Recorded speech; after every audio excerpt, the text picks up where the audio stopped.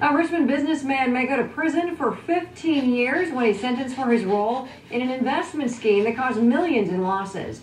You may remember Julius Everett Bud Johnson.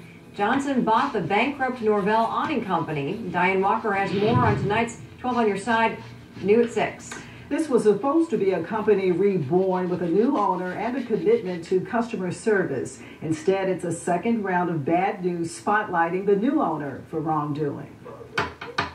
No one answered my knock at the home in Short Pump, so I wrote Julius Everett Bud Johnson a note, including my phone number. He hasn't called me yet.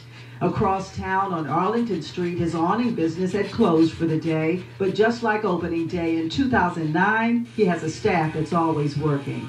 Johnson bought the assets of the bankrupt company once owned by Reynolds' heir, Richard Reynolds, and formed the Norvell Awning Group.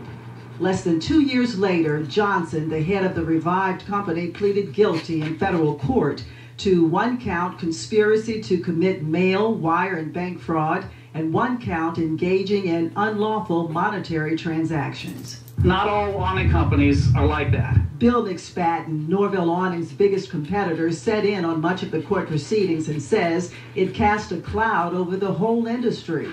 The U.S. Justice Department says Johnson misused investors' funds and diverted money from the Norvell Awning bank account to pay other investors and cover losses with other business ventures. Bud Johnson should spend time behind bars. There are plenty of people who are personally ruined, and not just the victims who lost money. Johnson maintains through an attorney he did not intend to defraud investors. His plea agreement with U.S. prosecutors calls for prison time, a $500,000 fine, and restitution. He will be sentenced in July.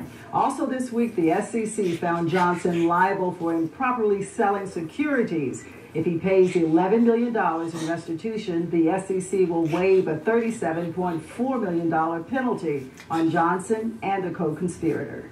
On your side, Diane Walker, NBC 12. Thank you, Diane. Taking a look outside right now, the end of a